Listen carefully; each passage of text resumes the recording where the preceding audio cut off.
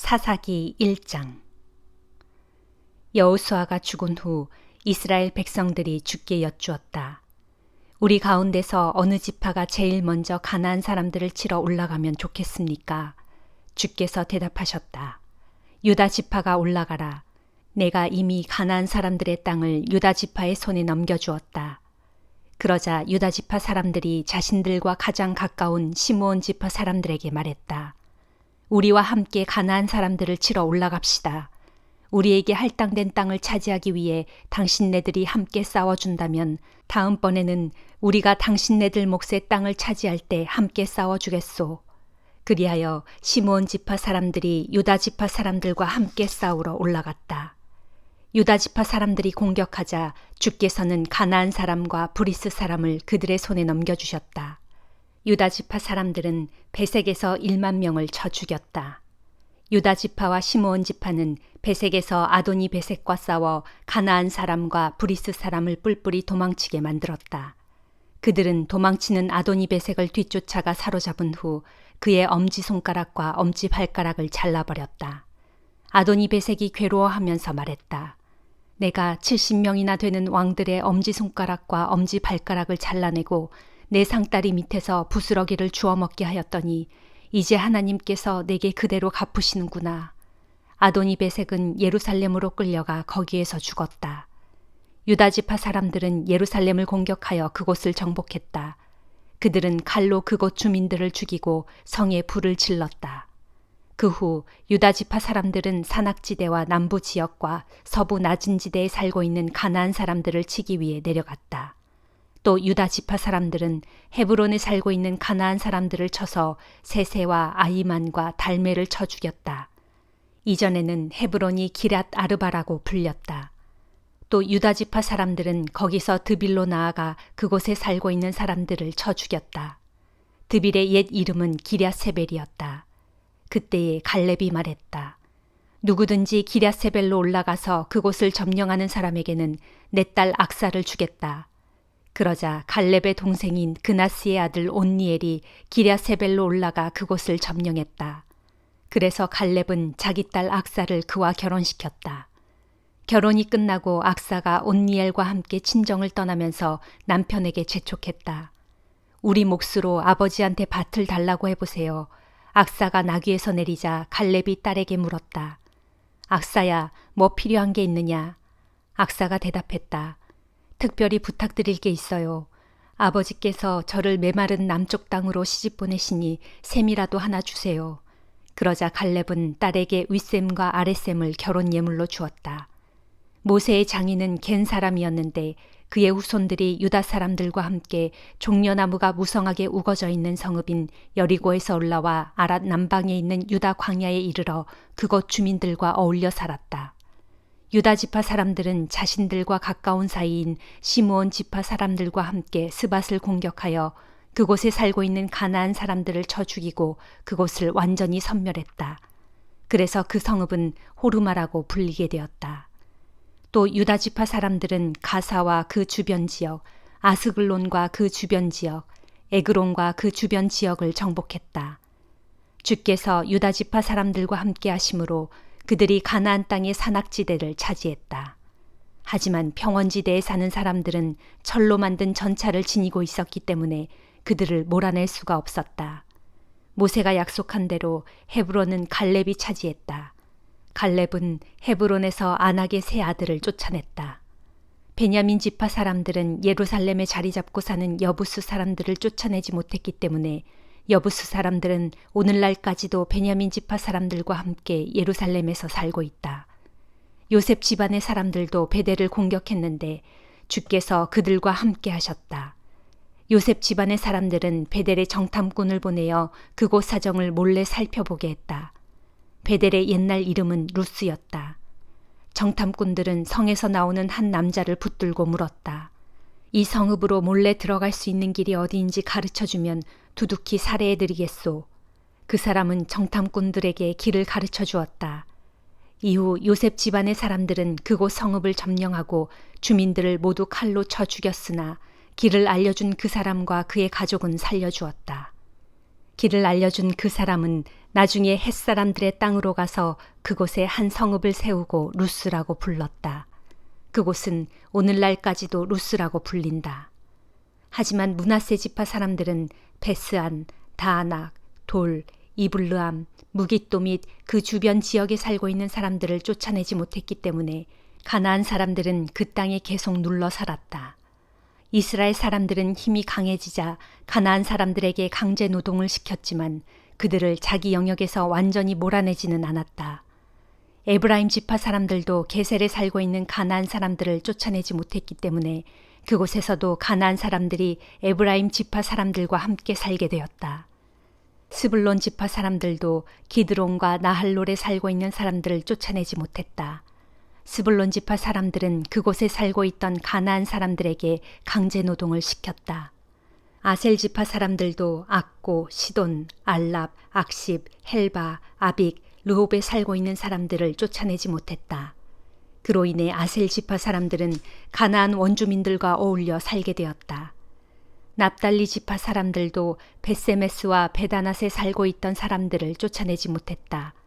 그래서 그들은 그 지역 원주민인 가나안 사람들과 함께 살면서 그들에게 강제 노동을 시켰다. 아모리 사람들은 단 지파를 산악지대에 묶어두고 평원지대로는 내려오지 못하게 가로막았다.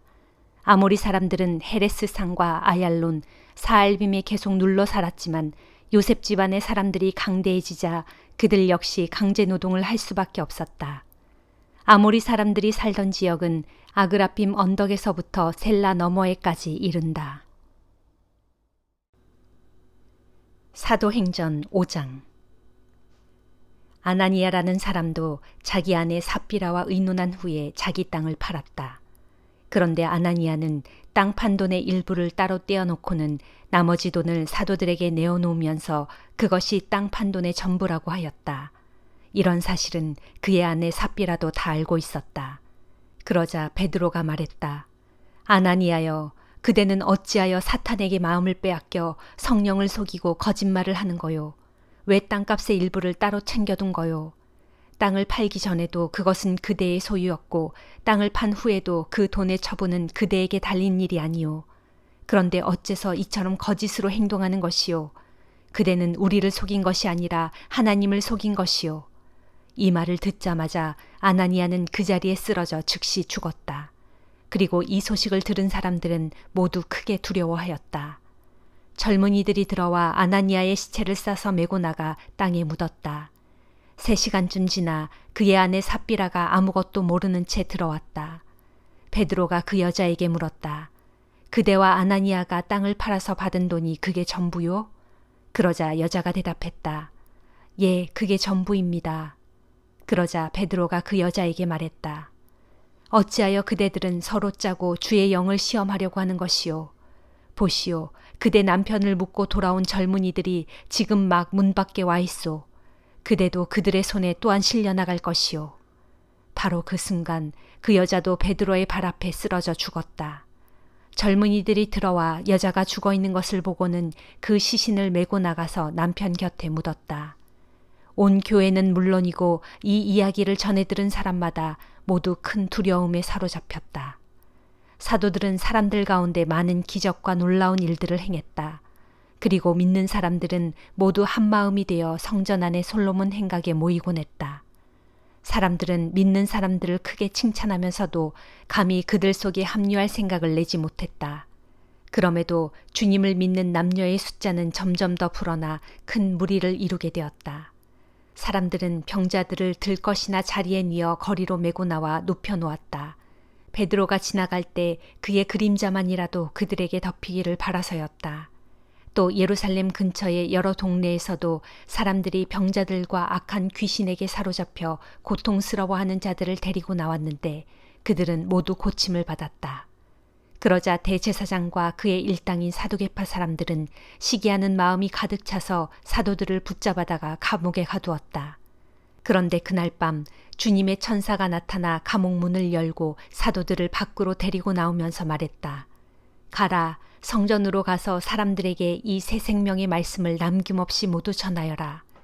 그리하여 동이틀 무렵 사도들은 성전으로 가서 사람들에게 복음을 가르치기 시작했다.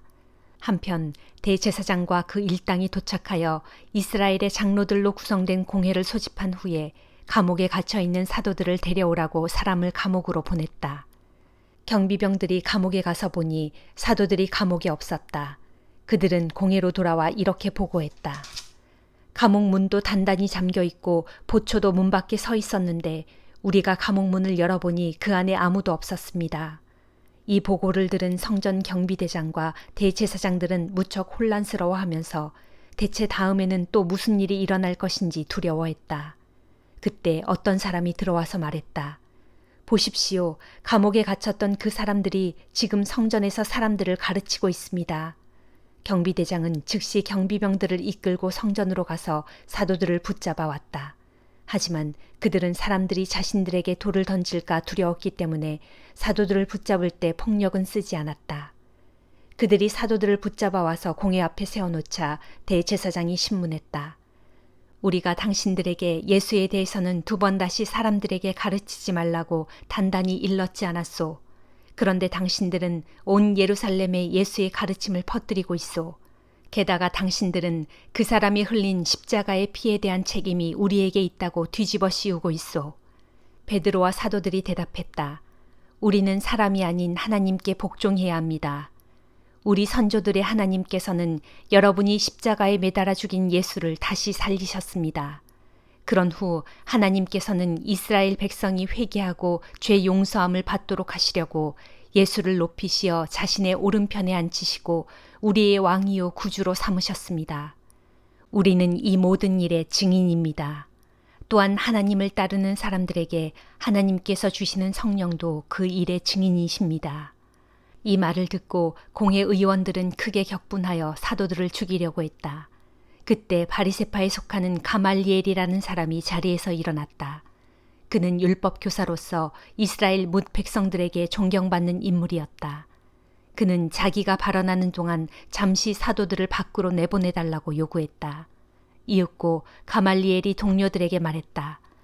이스라엘 사람들이여, 이 사람들에게 하고자 하는 일에 대해 삼가 깊이 생각해 보는 것이 좋겠소. 이전에 드다라는 사람이 일어나서 자기가 위대한 사람이라고 주장하니 400명이나 되는 사람들이 그를 따랐소. 그러나 그가 죽임을 당하자 따르던 사람들이 제각각 다 흩어져 버렸고 그 모든 일이 아무것도 아니게 되었소. 그 뒤에 인구조사를 하던 해에도 유다라는 갈릴리 사람이 일어나서 백성들을 선동하여 많은 패거리들을 이끌고 다녔지만 그가 죽임을 당하자 그를 따르던 자들도 다 흩어져 버렸소. 그러므로 나는 이번 경우에 대해 여러분께 제안합니다. 이 사람들을 그냥 내버려 두시오. 그들을 자유롭게 풀어주시오. 만일 그들의 사상이나 행동이 사람에게서 나온 것이라면 그들은 분명 망하고 말 것이오. 그러나 만일 하나님께로부터 나온 것이라면 어떻게 여러분이 그들을 막을 수 있겠소? 그러다가는 여러분이 하나님과 맞서 싸우는 자들이 될까봐 두렵소. 공회는 가말리엘의 말이 옳다고 여겨 그의 제안을 받아들였다. 그래서 그들은 사도들을 불러들여 매질을 가한 후 예수의 이름으로 다시는 말하지 말 것을 명령하고는 풀어주었다. 사도들은 예수의 이름 때문에 박해를 받게 된 것을 영광으로 여겼기 때문에 오히려 기뻐하면서 공회를 떠났다.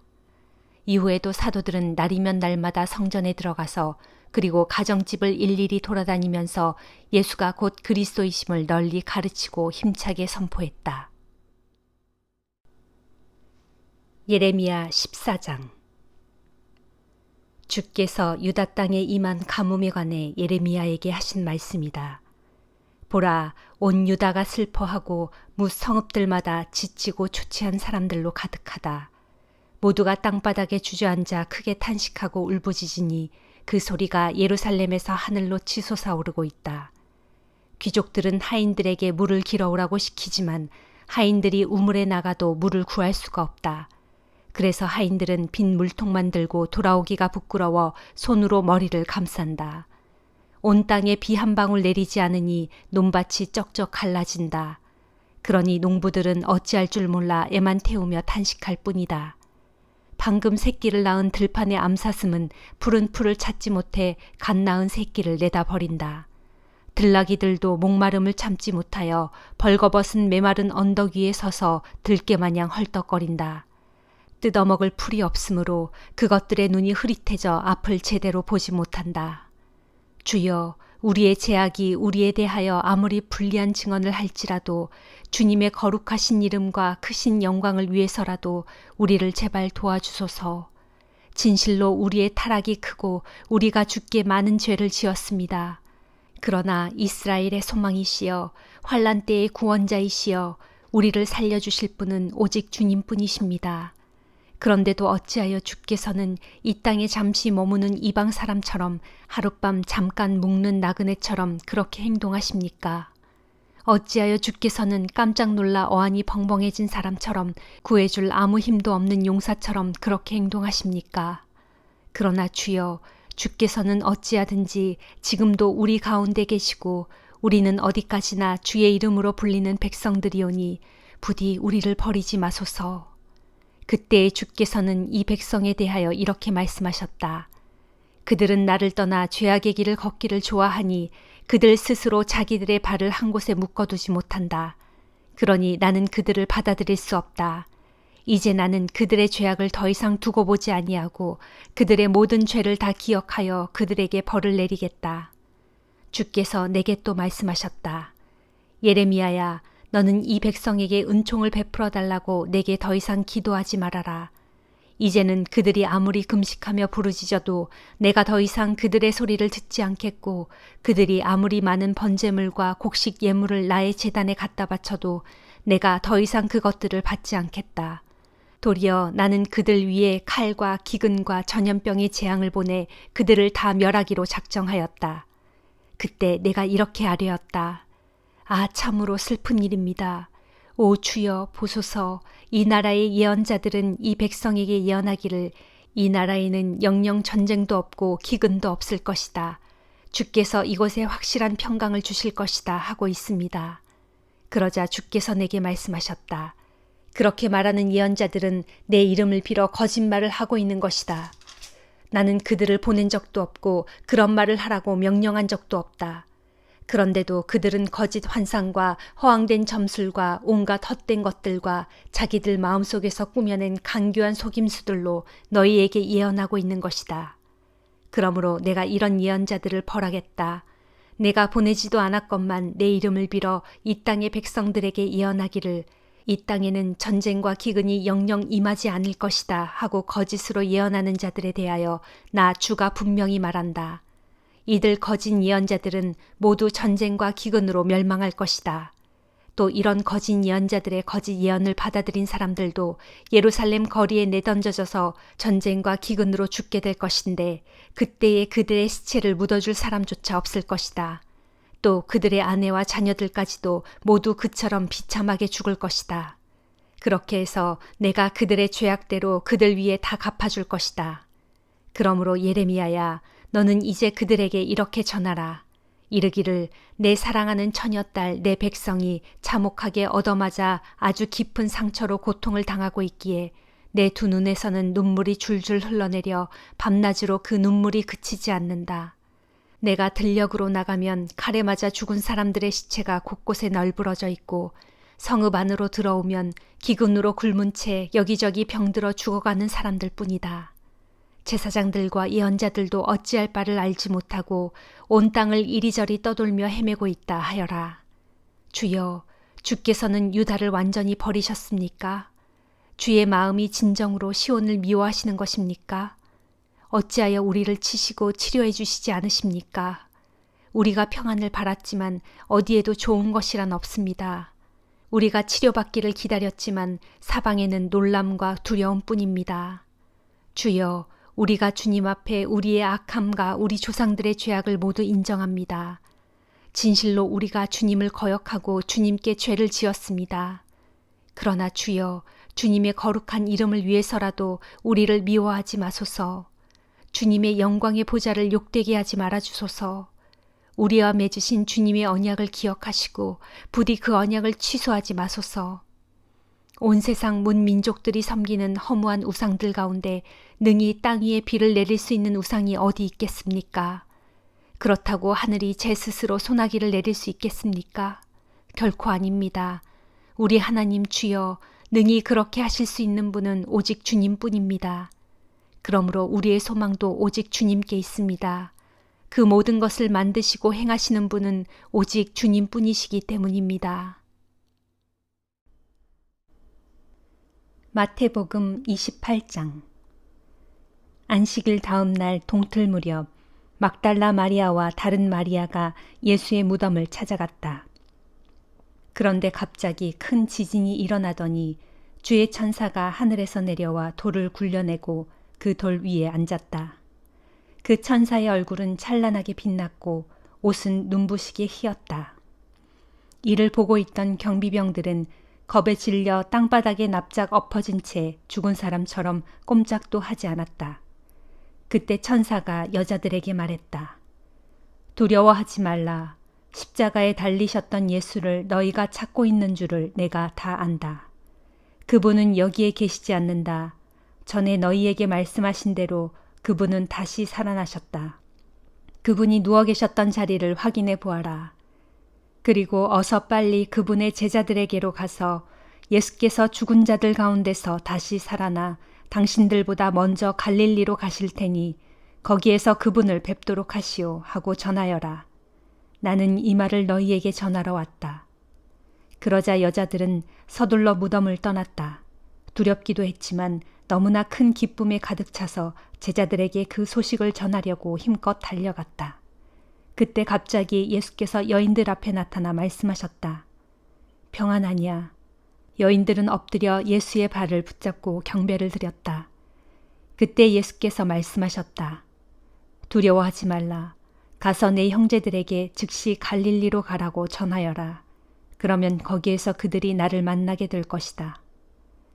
여자들이 떠난 뒤 예수의 무덤을 지키던 경비병 몇 사람이 예루살렘 성 안으로 들어가 대제사장들에게 그동안 일어난 일을 낱낱이 보고했다. 그러자 대제사장들은 유대 지도자들과 논의한 끝에 경비병들에게 뇌물을 주면서 당부했다. 한밤중 너희가 잠든 사이에 예수의 제자들이 와서 예수의 시체를 훔쳐갔다고 말하라. 그들은 또 경비병들에게 이렇게 약속했다. 만일 총독이 이 소문을 듣게 되더라도 너희에게는 아무 피해가 없도록 우리가 책임을 지겠다. 경비병들은 돈을 받고는 그들이 시키는 대로 했다. 그리고 이 말이 오늘날까지 유대 사람들 사이에 널리 퍼져 있다. 한편 예수의 11제자는 갈릴리로 가서 예수께서 일러주신 산에 이르렀다. 거기서 제자들은 예수를 뵙고 예수께 경배를 드렸다. 그러나 제자들 중에는 눈앞에 보는 그 사람이 정말 예수일까 하고 의심하는 이들도 있었다. 예수께서 제자들에게 가까이 오셔서 말씀하셨다. 나는 하늘과 땅의 모든 권세를 아버지 하나님께로부터 부여받았다. 그러므로 너희는 가서 세상 모든 민족의 모든 사람들을 제자로 삼아 아버지와 아들과 성령의 이름으로 세례를 베풀고 내가 너희에게 명한 모든 것을 그들에게 가르쳐 지키게 하라. 보라, 내가 세상 끝날까지 항상 너희와 함께 있겠다. 아멘.